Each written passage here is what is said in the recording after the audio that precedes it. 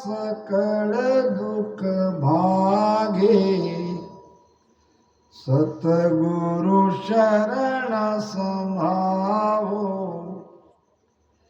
सतगुरु हाथ अमर परवाना,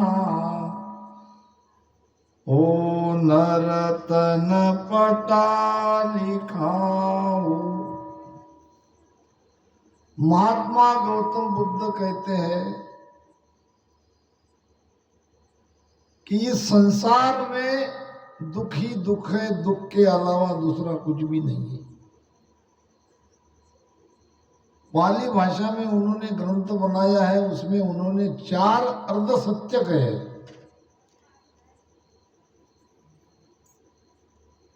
पहला अर्ध सत्य है संसार में दुख ही दुख है। दूसरा अर्ध सत्य है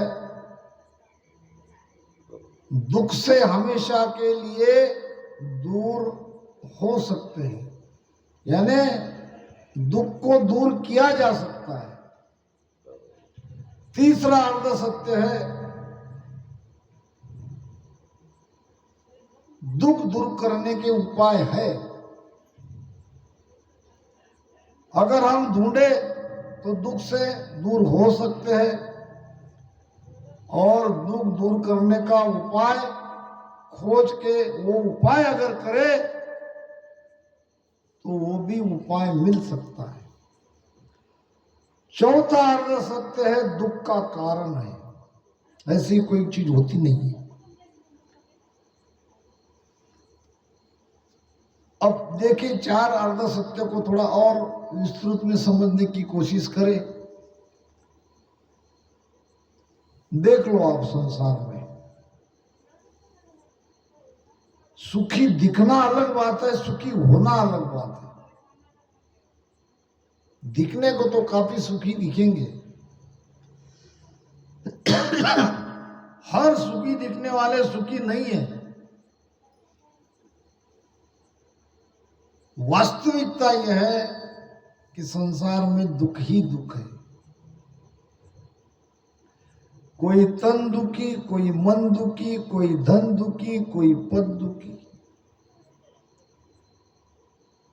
महाराज ने तो कह दिया सर्व दुखी लो, सर्व दुखी लो, सर्व दुखी लो, सर्व दुखी लो। तन धर सुखिया न कोई वे, तन धर सुखिया न कोई वे। सुर सब देव मीन कसो पंची, सुर सब देव मीन कसो पंची। सब में दुबद्या होई रे, सब में दुबद्या होई रे। सब दुखी है। राष्ट्र संत तुकडोजी महाराज भी कह के चले गए की गोट्याचा देव त्याला वडराचा भेव। सब डरे हुए, लाकडाचा देव त्याला सुतारीचा भेव। देव अशाने भेटायचा नाही रे, देव बाजारचा भाजीपाला नाही रे। संत के वचन सत्य रहते हैं। सब डरे हुए हैं, सबके ऊपर एक अज्ञात डर बैठा है, और उस डर का नाम है मौत। काल सबके सिर पे मंडरा रहा है, कोई नहीं बच रहा है।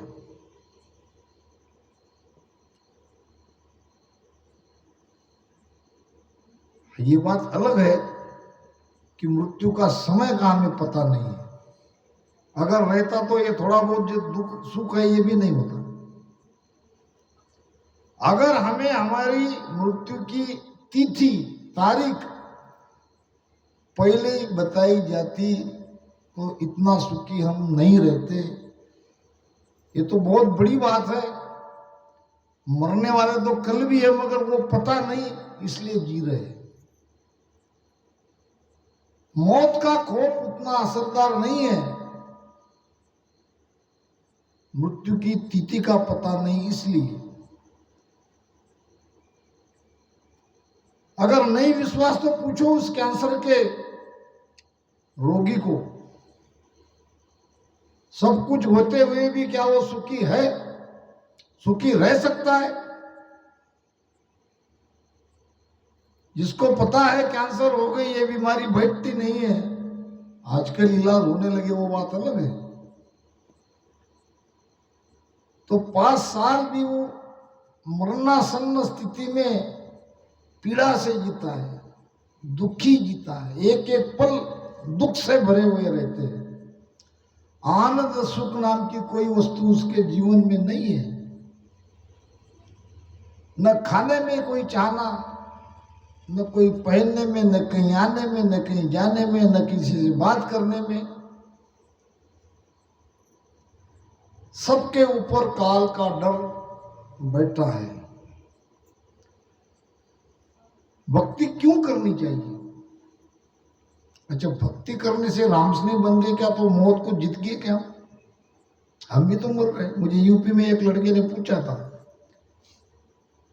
महाराज एक सवाल पूछना था। मैंने कहा बेटा सत्संग होने के बाद पूछ, हम बैठेंगे ऐसे वाणी को बंद कर देंगे। पढ़ा लिखा था, कहने लगा हमारे गांव में तो सालों से रामसनी लोग हैं, हमारे रिश्तेदार भी रामसनी है। राम राम तो खूब किया इन्होंने, सत्संग भी खूब सुनी, मर तो ये भी रहे, फिर क्या फायदा रामसनी बनने में? बेटा बात ऐसी नहीं है, मरते सभी है। थोड़ा व्यवहारिक प्रमाण समझाया, फिर वो मान गया। बिल्ली कहते हैं कि जब बच्चे पैदा होते हैं तो 7 जगह वो ले जाती है, सुना है मैंने। तो अपने बच्चों को वो मुख में पकड़ के ले जाती है, इतनी सी खरोच तक नहीं होती, और यहां से वहां ले जाती है। एक्चुअली ले जाती है, हाँ सचमुच ले जाती है, ले जाती है। इतनी सी भी तकलीफ नहीं होती, डॉक्टर साहब भी कह रहे हैं। वही बिल्ली जब चूहे को पकड़ती है तो चूहा जान से चला जाता है। और वो भी एकदम डायरेक्ट चूहे पे हमला नहीं करती बिल्ली, आपने कभी देखा हो तो। उसको खेलने का मौका देती है, बेटा खेल, कहां तक जाएगा, और फिर पकड़ लेती है। मृत्यु तो सबकी होती है, क्योंकि हम मृत्यु लोक में है। यहां आने वाला कोई अमर हो ही नहीं सकता। आए है सो जाएंगे राजा रंग फकीर, एक सिंहासन चढ़ जात है, एक बंद जात जंजीर। कितने लोग हैं इस चुंडी में? क्या ये कई हमारे गोपा बाबू गए क्या? उनकी उम्र में कई गए होंगे, कई जाएंगे। कितने लोग याद कर रहे हैं देख लो। आज समाज के हिसाब से कर दिया जो करना था। यहां हमारे बापू की आज भी महिमा हो रही है। यह है अमर। मृत्यु तो शरीर की हुई है, उनकी कहां हुई है? वो कहां मरते हैं? आत्मा कहां मरती है? नैनन छिंदंती शस्त्राणी नैनन दाहती पावक। न शस्त्र आत्मा को काट सकता है, न आग जला सकती है। गीता भी इसका प्रमाण देती है। फिर रामस्नेह बन के क्या लाभ? वही लाभ जो मरता नहीं है, उस तत्व को जान लेना, जो अजर अमर है वहां तक पहुंच जाना। जो वास्तव में मरने वाली है उसके प्रति से मोह छूट जाना। शरीर मरता है, मन मरे न माया मरे, मर मर गए शरीर। और आशा तृष्णा ना मरे, यूं कहे दास कबीर।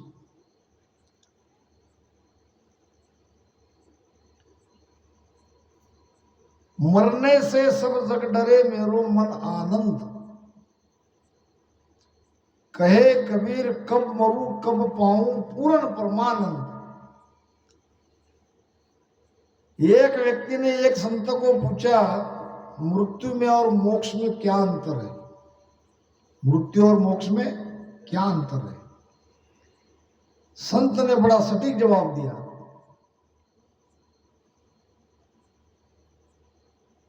जिसकी श्वासा खत्म हो जाती है, वासना इच्छा बाकी रहती है, उसे कहते हैं मृत्यु। क्योंकि श्वासा खत्म होने के बाद ही तो प्राण निकलेंगे, मगर अंदर में वासना जो कि त्यों है, वो बीज मरा नहीं, वो बीज जला नहीं। इच्छाओं का अंबार लेके बैठा है। मोक्ष किसे कहते हैं?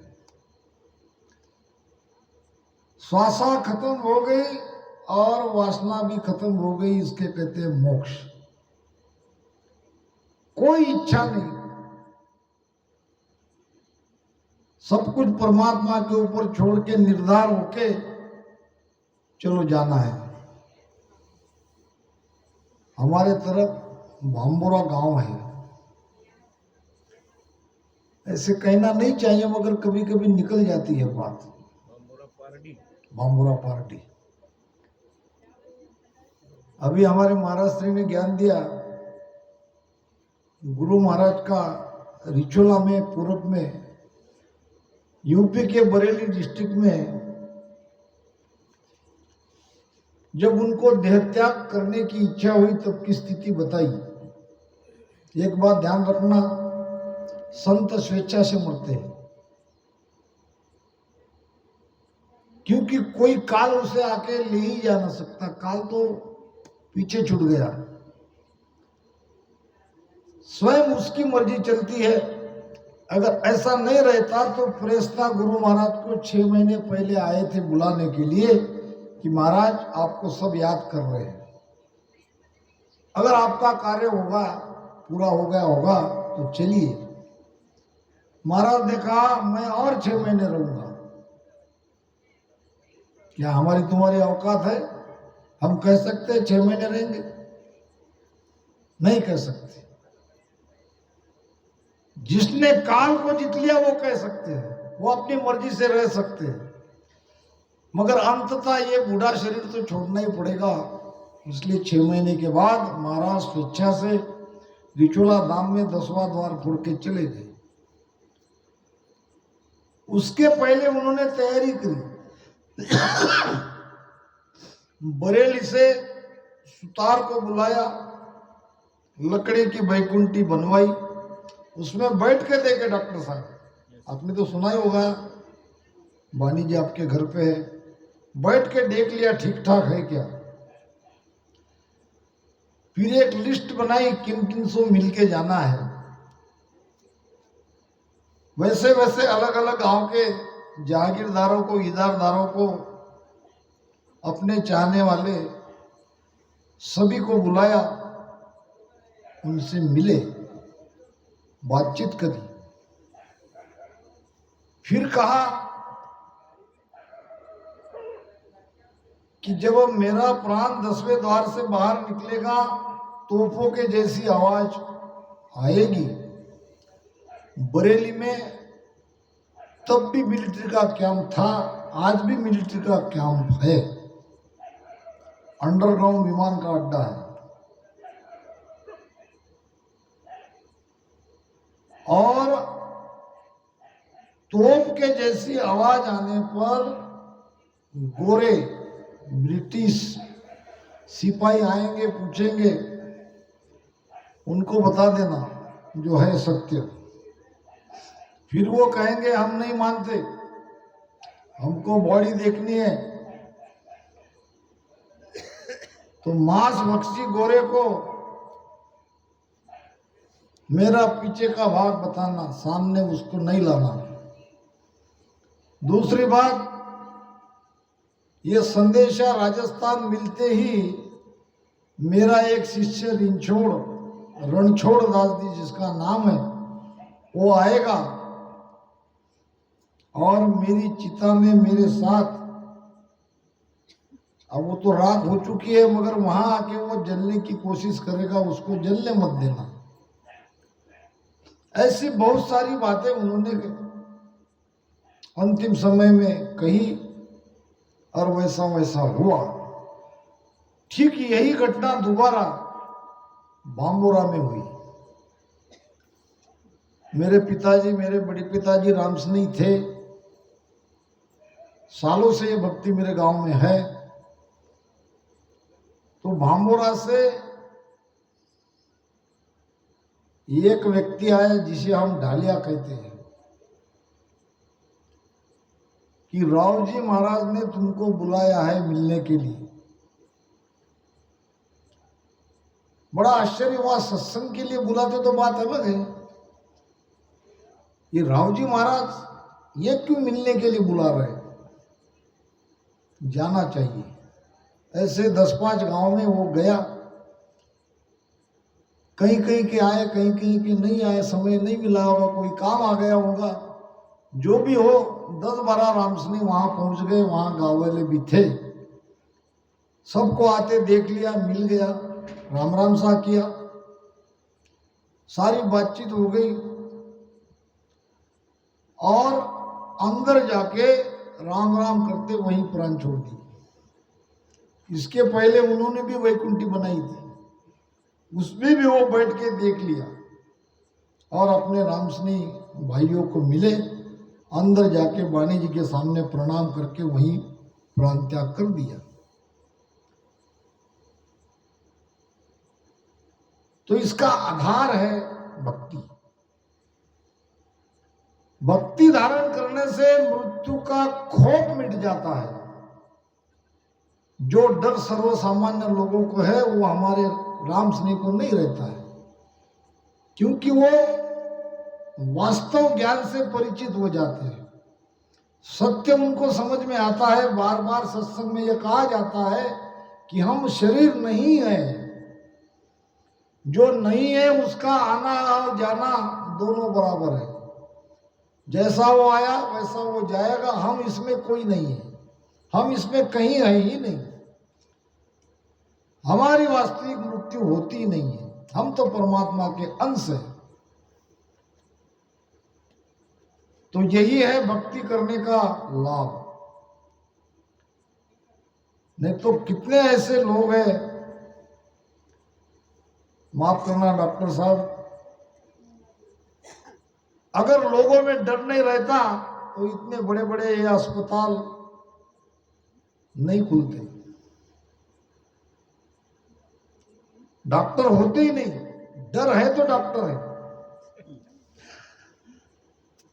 और डॉक्टर भगवान का रूप है, ये भी सही है। जितनी कोशिश करनी चाहिए उतनी कोशिश वो करते हैं।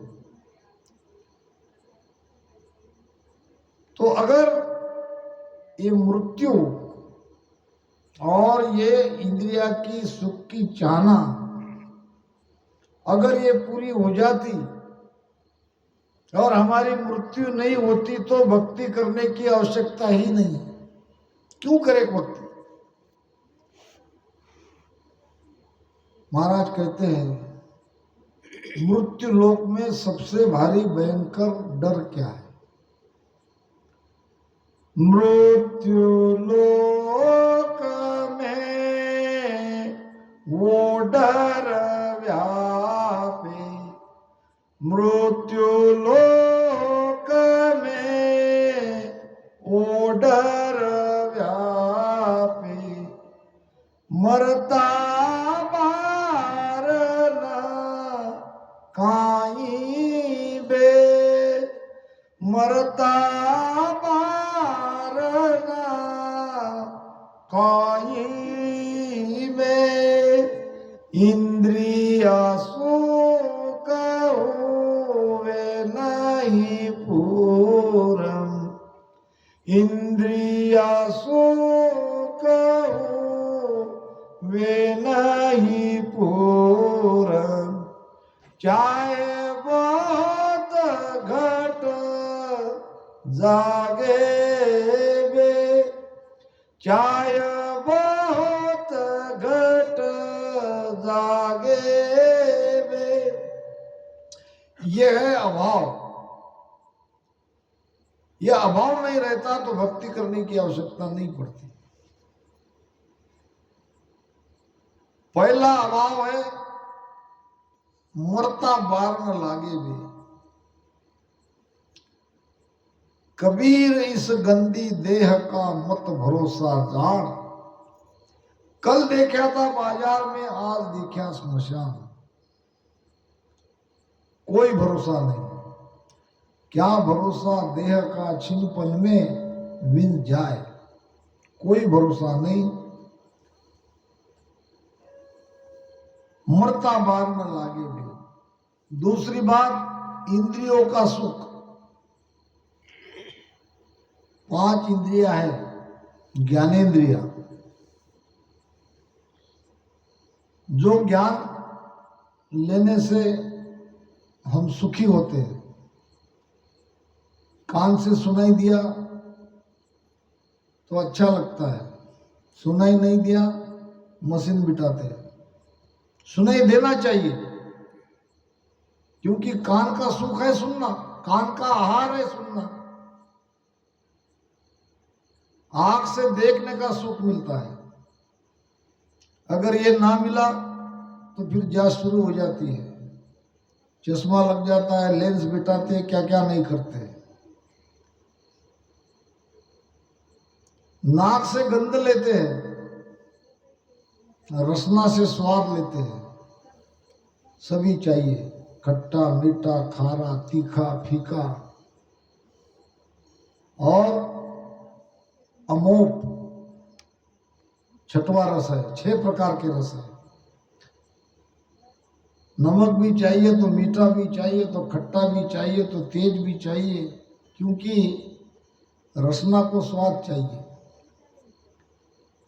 और त्वचा को स्पर्श। अच्छा, विशेष ये बात है कि एक बार 5 इंद्रियों को सुख के उपाय हमने साधन जुटा लिए। आंखों को देखने का सुख है तो देखते ही रहे, ऊब जाएगी।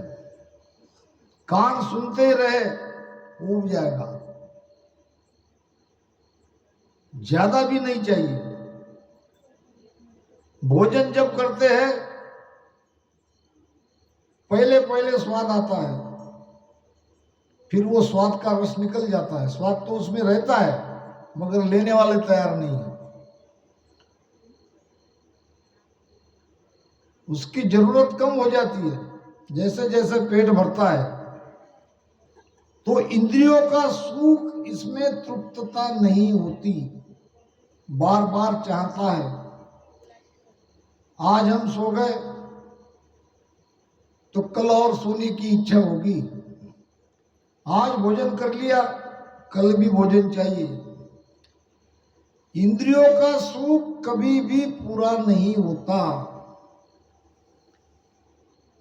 महाभारत में एक कथा आती है राजा ययाति की, आपने सुना होगा। ययाति के 100 पुत्र थे और जब द्वापर युग की बात है तो मनुष्य की उम्र भी ज्यादा थी। कलयुग में मनुष्य की आयु 100 वर्ष की है। वही द्वापर में 1000 वर्ष की, तो त्रेता में 10,000, तो सतयुग में 1,00,000 वर्ष की। जब हम पुराने में सुनते हैं कि 60-60 वर्ष की तपस्या विश्वामित्र जैसे ऋषि ने की, तो कैसे संभव है? उम्र भी तो उतनी चाहिए, तभी तो 60,000 वर्ष की तपस्या करी। जब मृत्यु का समय निकट आ गया तो यमदूत आ गए, चलो महाराज आपका समय हो गया। अब जिसकी 10 रानियां थी, 100 बेटे थे, 1000 वर्ष जी लिया, वो कहता है कि अभी तो मैं नहीं आ सकता, मैंने कुछ भी सुख लिया नहीं, मेरी सारी इच्छाएं यूं की त्यों है, मैं मरना नहीं चाहता, मैं आना नहीं चाहता, कृपा करके कोई उपाय बताओ कि मैं मरूं नहीं। यमदूत ने कहा अगर जान के बदले जान मिल जाए तो अपवाद केस हम तुम्हारा उपाय कर सकते हैं। जान के बदले जान मिल जाएंगे, 100 बेटे हैं मेरे लिए तो सभी अपनी जान दे देंगे। बड़े बेटे को कहा, बड़ा बेटा नट गया, पिताजी तुम तो 1000 वर्ष जी लिए, जमाना देख लिया, और मैं तो अभी जवान हूं, मेरे सामने पूरी जिंदगी पड़ी है, मैं क्यों मरूं आपके लिए।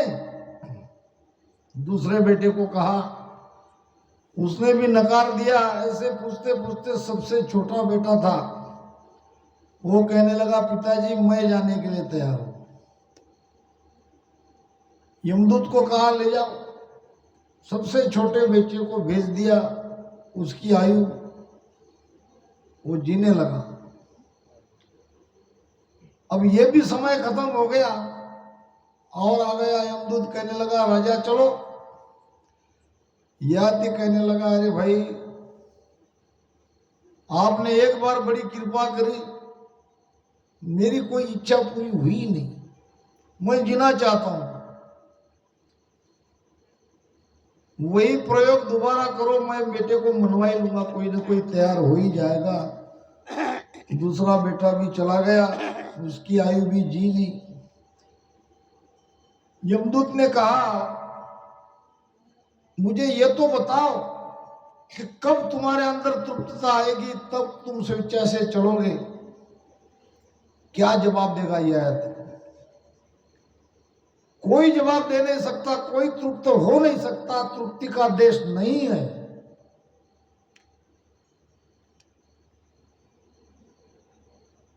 यहां तो सब रोते हुए गए हैं। इसलिए मौत को जीतो, काल को जीतो। काल को जीतने का उपाय बता रहे महाराज